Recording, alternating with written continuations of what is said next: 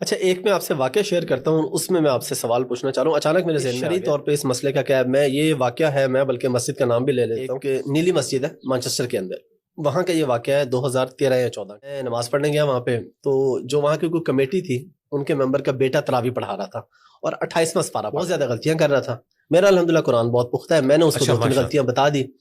جب سلام پھیرا تو امام صاحب نے مجھے انہوں نے کہا غلطی صرف جو پیچھے سامنے ہے وہ بتائے گا، تم کون ہوتے ہو بتانے والے. استغفر اللہ. اب اس کے بعد، اور یہ میں آج ریکارڈ پہ یہ بات بتا رہا ہوں 2013-14 میں، جو کیونکہ وہ کمیٹی ممبر کا بیٹا تھا اور ان کے نزدیک یہ مسئلہ ہے کہ سامع کے علاوہ دوسرا بندہ غلطی نہیں بتا سکتا. مزید میں نے 4 تراویح وہاں پہ پڑھی، اگر میں حانس نہیں ہوں گا قسم کھاؤں تو کوئی 50 غلطیاں تو اس نے کی ہوں گی، اس میں زبر زیر اس کی اپنی تھی، سب. جب وہ غلطیاں کر رہا تھا سامع اس وقت کدھر تھا؟ سامع پیچھے کھڑا تھا، تو وہ کیوں غلطی نہیں نکال رہا تھا؟ وہ صرف اس کو وہ غلطی بتاتا تھا جہاں پہ وہ بھول جاتا تھا اور رک جاتا تھا، جہاں پہ وہ چلتا جا رہا ہے ادھر زبر زیر جو مرضی پڑھتا ہے. نہیں اس طرح تو نہیں کر سکتے. اچھا، ہم انہی کی بات ان پہ الٹتے ہیں جو وہ کہہ رہے تھے نا سامع کی ذمہ داری ہے. جی تو ان سے اگلا سوال آپ نے یہ نہیں کیا کہ سامع اگر غلطی سکپ کرے تو اس کا وبال کس پہ ہوگا؟ آپ اس گناہ کا وبال اٹھائیں گے اپنے اوپر؟ یہ آپ نے ان سے پوچھا؟ نہیں، ہم اس وقت بچے تھے. اب اگلی بات سنیں، ابو داؤد میں حدیث ہے. پوچھ سکتے جی میں آپ کو سن، ابو داؤد میں حدیث ہے. نبی اسلام نے ایک دفعہ نماز پڑھائی اور آپ نے ایک آیت بیچ میں سکپ کر دی قرات کے دوران. نماز پڑھ کے جب فارغ ہوئے تو ایک صحابی نے نبی اسلام کے پاس جا کے کہا یا رسول اللہ آپ نے یہ آیت چھوڑ دی تھی بیچ میں. تو آپ نے ان کی سرزنش فرمائی. آپ نے فرمایا تم نے مجھے نماز میں ٹوکنا. آپ نے تو نہیں فرمایا کہ میرا سامنے جو ہے وہ ابو بکر ہے یا عمر ہے یا عثمان ہے یا علی ہے، وہ عام صحابی تھے. تو انہیں بتائیں کہ تم کس نبی کے ماننے والے ہو؟ نبی الاسلام نے تو سب کو اجازت دی ہے. پھر بخاری مسلم میں حدیث ہے، نبی الاسلام نے ایک دفعہ زور کی 2 رکعتیں پڑھائی، سلام پھیرا. نبی الاسلام نے ایک دفعہ زور کی 2 رکعتیں پڑھائی، سلام پھیرا اور مسجد سے بھی باہر نکل گئے. اب سارے صحابہ جو ہے نا وہ رسپیکٹ والے اس میں تھے. ایک صحابی جنہیں ذوالیدین کہا جاتا تھا، 2 ہاتھوں والا، وہ 2 ہاتھوں والا اس لیے کہا جاتا تھا کہ ان کے ہاتھ بڑے بڑے تھے. وہ نبی الاسلام کے پاس جا کے مسجد کے دروازے پہ کھڑے ہو گئے. ان کا یا رسول اللہ نماز کم ہو گئی ہے یا آپ بھول گئے؟ تو نبی الاسلام نے فرمایا کہ نہ نماز کم ہوئی ہے اور نہ میں بھولا ہوں. یعنی نبی الاسلام یہ بھی بھول گئے کہ وہ بھول چکے ہیں. اللہ اکبر. آپ پورے کانفیڈنٹ تھے کہ میں نے 4 رکعتیں پڑھائی ہیں. ان کا یا رسول اللہ آپ نے 2 رکعتیں پڑھائی ہیں. آپ نے فرمایا میں نے 2 رکعتیں پڑھائی ہیں. پھر آپ نے باقی کی طرف دیکھا، یہ ٹھیک کہہ رہا. پھر ایک ایک کر کے ساروں کو کانفیڈنس آیا. نبی الاسلام اسی وقت واپس مڑے، 2 رکعتیں جو رہ گئی تھی وہ پوری کی، ٹھیک ہے، سجدہ صاف کیا. یہ لوگ کہتے ہیں کہ آپ اگر جگہ بھی بدل لیں، کسی سے بات کر لیں تو یہ حدیث میں یہ لکھا ہوا ہے کہ ایسا ہوا.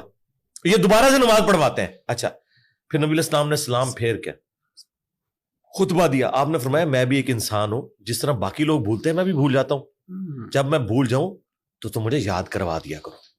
اندازہ کریں یار، آپ کا امام وہ ہے جس کے اندر کوئی تکلف نہیں بات بتانے میں. بخاری میں حدیث ہے، نبی الاسلام ایک دفعہ مسجد میں فجر پڑھانے آئے. آپ فرمایا رک جاؤ. واپس گئے. صحابہ کہتے ہیں آپ اس حال میں آئے کہ آپ کی مبارک زلفوں سے پانی ٹپک رہا تھا. اہل حدیث نے یہ حدیث یہ بتانے کے لیے رکھی ہوئی ہے کہ حضور ننگے سر نماز پڑھ رہے تھے. اب میں غسل کر کے اگر پگڑی پہن کے آؤں تو یہ تو کتنی دیر تک یہ پانی نکلتا رہتا ہے، کیونکہ زلفیں رکھی ہوئی تھی نبی الاسلام نے، لمبے بال تھے، گیسو تھے. تو آپ نے آگے صحابہ کو خود فرمایا کہ میں جنبی تھا لیکن میں غسل کرنا بھول گیا. اور آپ مسجد میں بھی آ گئے. آپ واپس گئے، ٹھیک ہے، اور آپ نے اس کا اظہار کیا. یہ دیکھیں نبی الاسلام یقین کریں ہمارے لیے رول ماڈل اس لیے ہیں کہ آپ ایک کامن انسان تھے.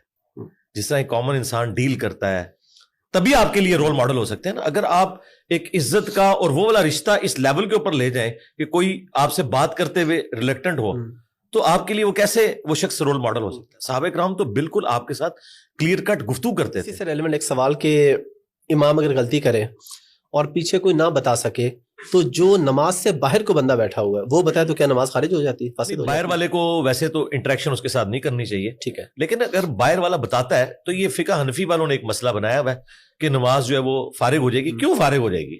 خام خواہ آپ نے یہ چیزیں بنائی ہوئی ہیں، اس سے کوئی فرق نہیں پڑتا. باہر والا بھی بتا دے تو کوئی فارغ نہیں ہوگی.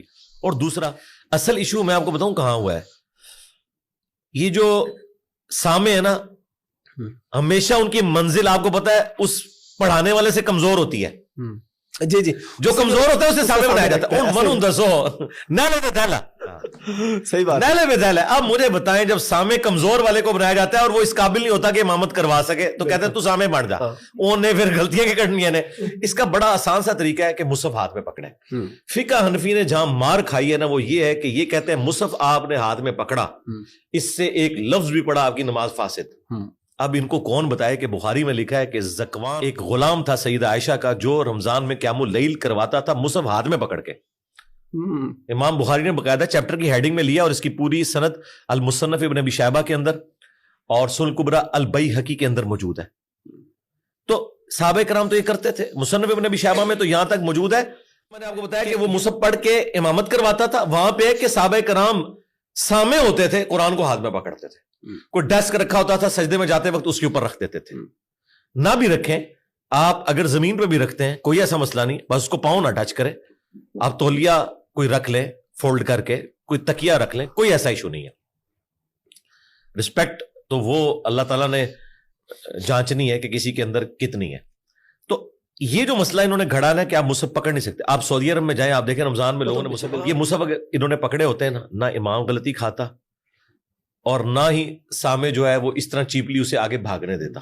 اور اب تو اس سے بھی اگلا ورژن آ گیا, smart phone air flight mode میں لگائیں, آپ وہ کھولیں, رمضان میں تراویح کو انجوائے کریں. ہم اپنے دوستوں کہتے ہیں کہ آپ دیکھیں انسانی دماغ پیرلل میں صرف 2 کام کر سکتا ہے, تیسرا وہ کر ہی نہیں سکتا. وہ 2 کام آپ کریں. جب وہ قرات کر رہا ہے آپ عربی پہ نظر رکھیں, نیچے نیچے اردو دیکھتے جائیں. میں آپ کو کہتا ہوں پوری نماز میں آپ کو وسوسہ ہی نہیں آئے گا. تیسرا کوئی چیز وہ دماغ سوچ ہی نہیں سکتا. تو پیرلل میں آپ کا قرآن بھی کور ہوگا. یقین کریں جو 1.5 گھنٹے کی تراویح آپ کو لگتا ہے کہ 1.5 سال کی ہوگی ہے نا, آپ کہیں گے یہ فوراً ختم ہوگی. میں آپ کو بتاؤں کہ مجھے قرآنک عربی اچھی آتی ہے, یعنی میں قرآن کا ترجمہ کہیں سے بھی کر لیتا ہوں. حدیث والی عربی جو وہ ظاہر ہے کہ وہ اس طرح یوز ٹو نہیں ہوں. تو میں تو اتنا انجوائے کرتا ہوں قرآن سننے کو. میں کہتا ہوں کوئی اچھا پڑھنے والا ہو پوری رات سناتا رہے, انٹرسٹ نہیں لوز ہوتا.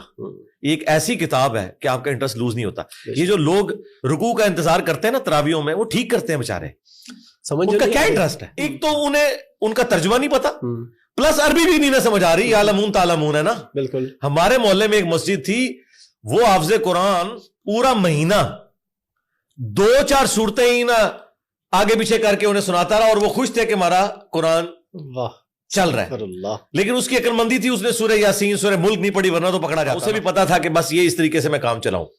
اور آپ دیکھیں یہ حافظ قرآن کتنے شاطر ہوتے ہیں, یہ اتنی سپیڈ سے پڑھ رہے ہوتے ہیں, لیکن جب وہ صورتیں آتی ہیں نا جو عوام کو آتی ہیں, ادھر آپ دیکھیں یہ کتنا آہستہ آہستہ پڑھتے ہیں. ہاں, ان کی چلاکیاں آپ کبھی غور کریں. انہیں پتا ہے کہ یار یہاں تو سارے کہیں گے کہ چلو یار یہ تو سانو صورت آندی سی, یہ تو پتا لگے کہ میں پڑھتا ہے, لیکن انہیں پتا لگتا ہے. اس لیے نا وہ پھر کہتے ہیں آہستہ پڑھو, تاکہ اس چیز کو ہم اویل کریں کہ یار ہم ٹھیک پڑھ رہے ہیں. اور جیسے ہی وہ صورتیں گزرتی ہیں پھر دڑ دڑ کر کے نا آگے چلتے ہیں. اور یہ میں آپ کو بتاؤں یہ قرآن کی توہین ہے. قرآن میں واضح حکم ہے ورتل القرآن ترتیلا, قرآن کو آپ نے ٹھہر کر پڑھنا ہے, عربی لہجے میں پڑھنا ہے, اسے معروف عربی میں پڑھنا ہے. ویسے آپ مجہول عربی عام حالت میں بول سکتے ہیں اللہم صلی علی محمد, لیکن صلی لفظ ہے لیکن یہ چل جائے گا. لیکن قرآن میں لام زیر لے نہیں آپ پڑھیں گے, لام زیر لی ہی پڑھیں گے. تو یہ سیکھنا ضروری ہے. اور اب ماشاءاللہ یہ سوشل میڈیا کی برکت سے اور عرب کاریوں کی ویڈیوز دیکھنے کی برکت سے لوگوں نے بڑا امپروو کیا, اور قرات کا ایک دور ہے. آج سے 20-25 سال پہلے تو آپ کو کوئی کاری ملتا تھا, اب تو ماشاءاللہ پوری طرز لگاتے ہیں لوگ, اور ایک پورا پیراڈائم شفٹ ہو گیا اللہ کے فضل سے, الحمدللہ.